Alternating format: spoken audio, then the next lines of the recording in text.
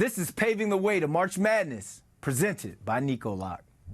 And then there was 4. Saturday night kicks off the men's Final Four. We got New York Post college basketball reporter Zach Braziller on so he can give us what to watch in 2 of the biggest matchups of the year.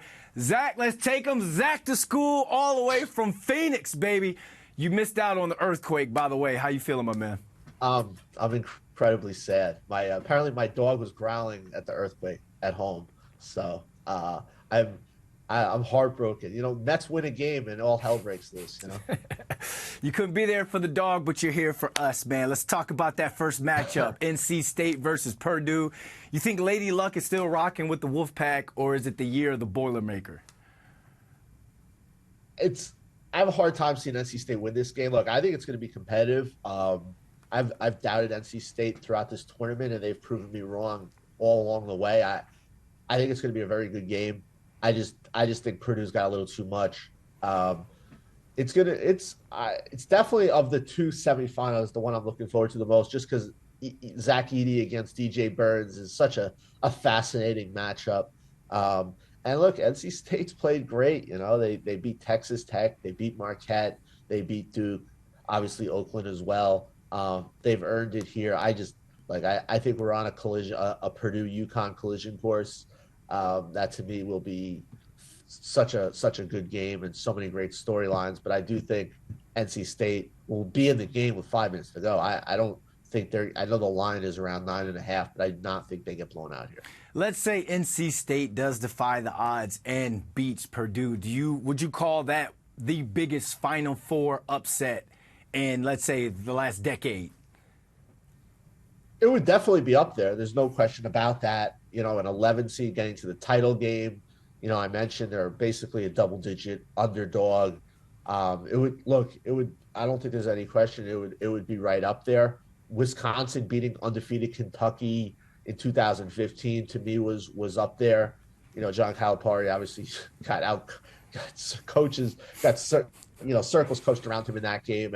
But look, that was a absolutely loaded team that should have won the national championship. And I know Wisconsin was good and they had Sam Decker and, you know, some other guys, but Kentucky was an absolute loaded machine that year, undefeated, and to not finish it off to me was a stunner. So I think this would be the biggest upset since then.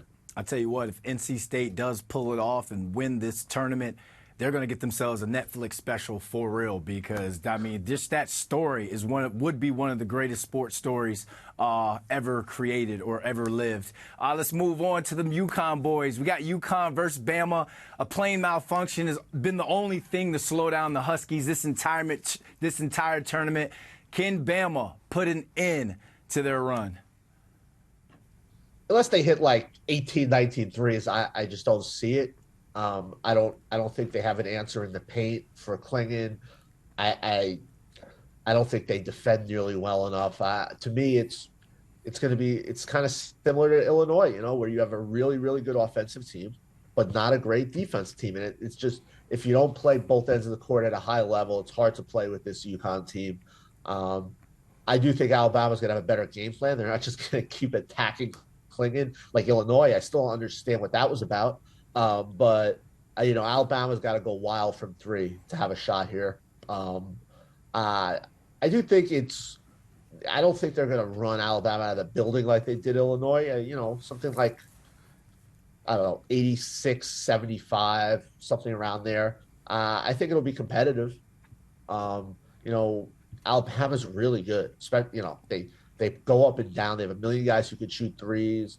You know, there is a thought that they could create some matchup problems with UConn with their bigs' ability to shoot the 3. I just don't see them being able to stop UConn at all. And it's, you know, when you're only really playing one end of the floor, it's tough. Look, I've been saying it now, you know, we're getting UConn Purdue for a while. I thought the Purdue Tennessee winner would get to the title game. I fully expect that is what we're going to get here. UConn Purdue, Edey and Klingon, the 2 best teams in the country. It's really the way this season should end, and hopefully it does.